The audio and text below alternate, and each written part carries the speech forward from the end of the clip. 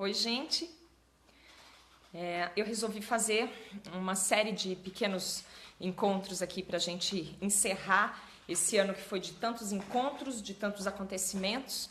E assim eu deixo registrado para as pessoas que hoje não conseguem acompanhar nada porque estão num ritmo de desacelerar um pouco, o que é ótimo, né? Porque a gente viveu um ano assim bem tumultuado, não foi nada fácil para ninguém e muito menos para nós que temos tentado levantar aí uma legião em prol de uma causa que vai contra o mercado, que vai contra o sistema. Não é simples, a gente também não tinha essa ilusão, a gente já sabia que não ia ser simples. Mas acho que rendeu mais tumulto do que a gente imaginava. Então no Natal a gente conseguiu se encontrar de uma maneira mais alegre, né? A gente ainda conseguiu um fôlego, porque foi um momento assim que a gente estava pensando, puxa, tá acabando, mas a gente não contava que a última semana de 2016 ia render ainda tanto tumulto como rendeu. Isso mina um pouco a energia da gente. Claro, aprendemos tanto que não dá nem para reclamar, né? Mas mina um pouco a energia e aí nessa hora a gente acaba desacelerando. Legal que a galera tá de férias, que a galera vai também espairecer um pouco. E isso acho que pacifica um pouco. E aí, vamos falar então do primeiro tema dessa nossa conversa aqui que eu coloquei, pra gente falar sobre as relações. Não de um modo geral, porque aí a gente precisaria ficar aqui fazendo essa DR uns 10 dias no mínimo. Mas vamos falar das relações no que tange aquilo que a gente tem defendido, que é a causa abolicionista, a causa vegana, né? Já é pano para manga demais. Então, o que acontece? A gente teve uns desencontros, umas dificuldades um tanto intensas, porque nós nos encontramos de uma forma bastante conflituosa e, em alguns momentos, infelizmente, agressiva também. Rolou uma violência por várias razões. E eu acredito que cada um teve o seu motivo, com toda certeza.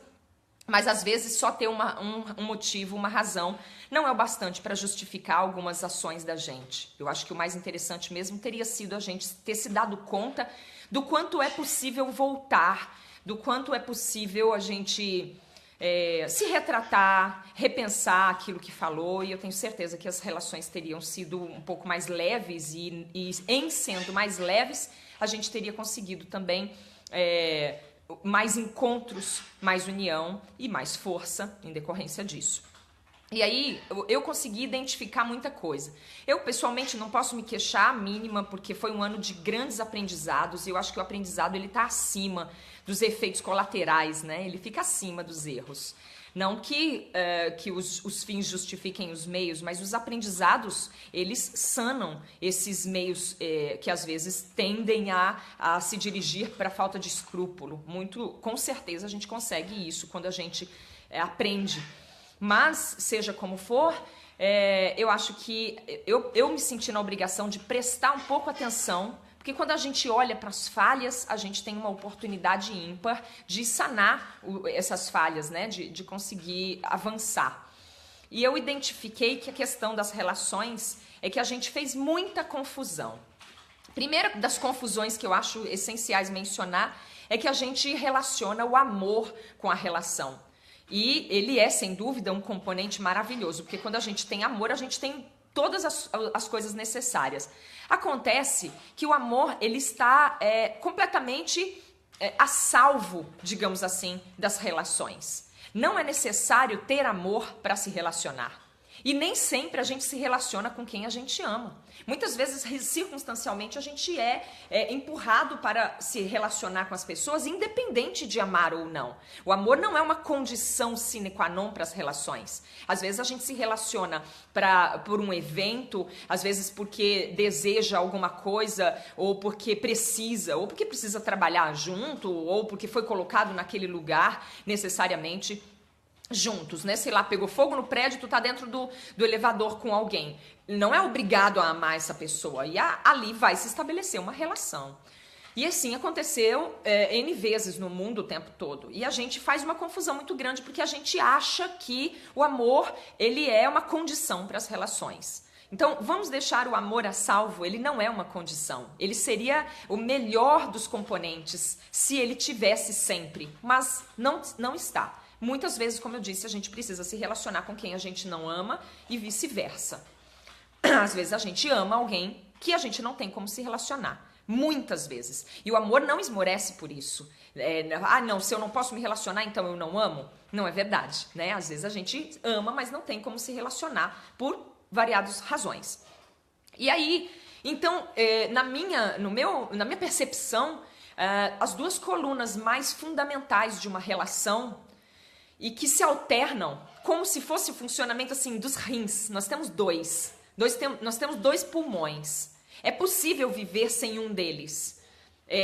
Claro que vai sobrecarregar, claro que ele vai poder oscilar muito menos, porque se ele parar, a gente vai precisar de um recurso externo, mas é possível quando a gente perde um.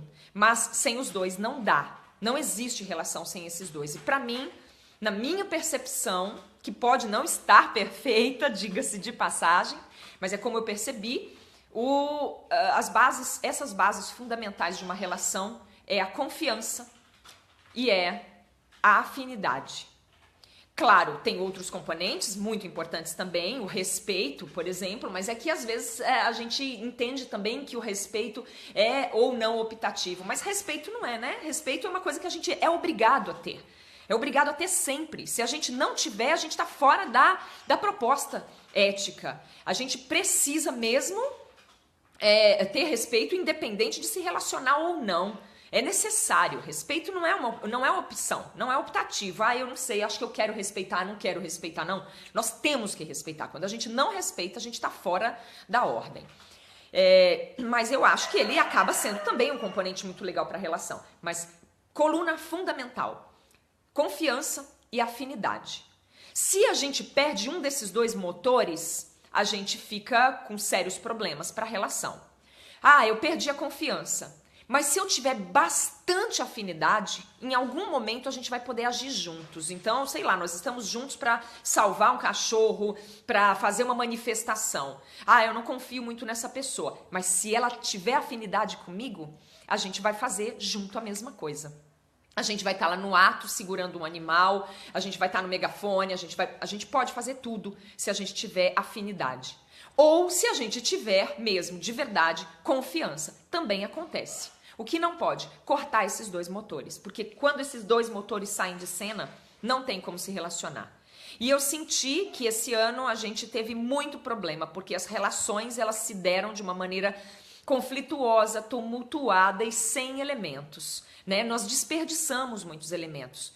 Eu passei por situações onde uma mãe, por exemplo, me tirou da vida do filho dela, uma criança que estava pedindo ajuda, auxílio para fazer algo que ele avaliava como importante para ele, e a mãe me julgou danosa porque eu me propus a ajudar. Nada do que eu falei era mentira, nada do que eu falei era agressivo, nada do que eu falei era violento. Tudo que eu falei tinha embasamento filosófico, científico, espiritual, cuidadoso, respeitoso. Mesmo assim, não houve afinidade. Quando não houve afinidade, a pessoa recolheu e me baniu da vida de uma criança. Eu, por respeitar, né, o que não é uma opção para mim. Eu tenho a obrigação de respeitar o pátrio poder, o sistema que me rege por enquanto eu posso não concordar com ele, mas eu preciso respeitar, eu não posso sair por aí varando sinal vermelho, mesmo que ele seja colocado na calçada onde não passe ninguém, porque existe uma lei comum.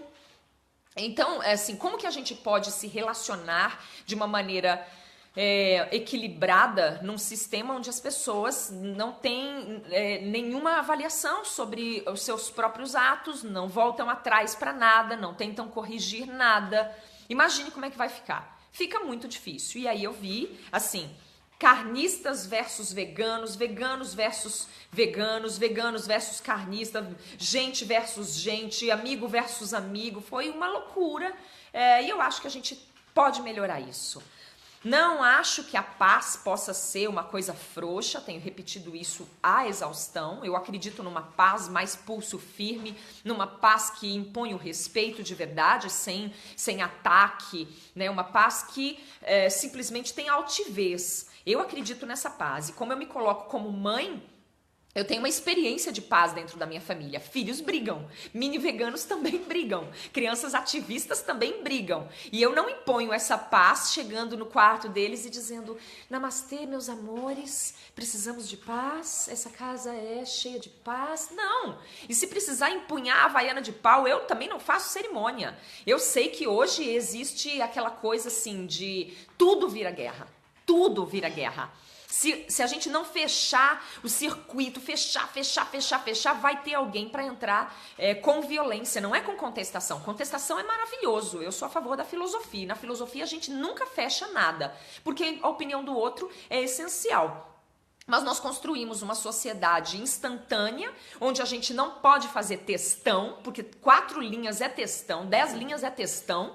A gente não pode, se a gente quisesse fazer ouvir, a gente precisa falar numa linguagem coloquial, abreviada. Se quiser o quadrinho colorido no Facebook, tem que falar pouco, tem que abolir a vírgula, tem que abolir o acento. E com isso a gente deixa uma margem para milhares de ruídos, né? Porque aí tu não tem como dizer, é só a minha opinião, eu respeito mais ou menos, isso não é uma generalização, isso é só a maioria, isso é expressão só do meu desejo, mas hoje eu não estou num bom dia, que me desculpem os fulanos, os cicranos, os beltranos, e não tem espaço para tudo isso se a gente quisesse fazer ouvir. Só que se a gente não falar tudo isso, a gente vai tomar porrada, porque as pessoas não conseguem deduzir mais nada para o bem. As deduções estão sempre na linha do equívoco, sempre na linha da violência e da agressividade. E não é nada fácil viver assim. Eu me propus mesmo de verdade a falar sobre essa pacificação dentro das relações sem a paz frouxa, sem a paz mole. E isso é um desafio gigantesco, mas eu assumi. E como eu assumi, eu vou insistir nele. É muito difícil. Ontem eu fiz algumas postagens, essas postagens breves que ganham o direito ao quadrinho colorido, para que a gente se faça ouvir, para que a gente se junte. E a minha necessidade era realmente chamar atenção para que uns ajudassem os outros, né? Eu mesma só estou me dispondo a ser um veículo, né?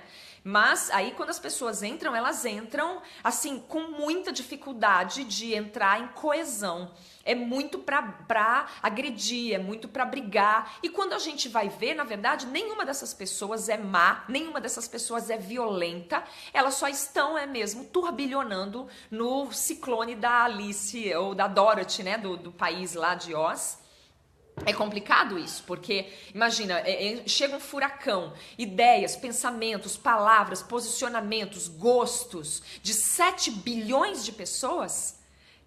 Implementar a paz é o maior. Nunca em nenhum tempo da humanidade pensar em paz foi algo tão desafiador quanto está sendo agora. Mas eu acho que o segredo é a gente pensar melhor nas relações, é a gente se imaginar mais capaz de colocar essa paz de uma maneira altiva, correta, ética. E se a gente pensar nisso, eu tenho certeza que a gente começa a acertar o pé. Não nas relações veganas ou nas relações interpessoais básicas, né, ou da nossa família, mas de todas as relações do mundo. Isso é agir com verdade, porque se a gente age só com a vontade de ter uma maquiagem boa para aquele momento, a gente não vai caminhar muito tempo. Rapidinho a máscara vai cair, porque maquiagem é uma coisa que derrete. Né? Maquiagem derrete, não tem jeito. Eu já experimentei desde os 14, 15 anos que eu me maquio e nunca foi diferente. Maquiagem vai derreter. A gente precisa ter coisas que sejam de verdade. E para encerrar essa partezinha do primeiro vídeo, eu quero agradecer. Mas agradecer tanto que eu vou usar o termo que ficou em voga esse ano, que foi o termo gratidão. Gratidão é mais do que obrigado. Porque obrigado ou obrigada é um termo que se refere a uma obrigação. Alguém que se obriga ao outro para retribuir. Mas a gratidão não. A gratidão é a sensação de satisfação, de reverência e de reconhecimento do bem que se recebeu e que jamais pode ser pago. Seja como for, jamais pode ser pago. Então, Leandro, Bárbara, Karen, eu não devia falar porque eu vou deixar muito mais gente de fora do que vou conseguir falar dentro. Pedro Gomes, Ana Paula, mas assim, todas as pessoas que estiveram junto comigo, Jaqueline, Miron Medeiros, todas as pessoas que estiveram juntas em prol dessa proposta de pacificar, serenar, arejar para poder empunhar mesmo a nossa bandeira de paz respeitosa. A todos vocês, gratidão.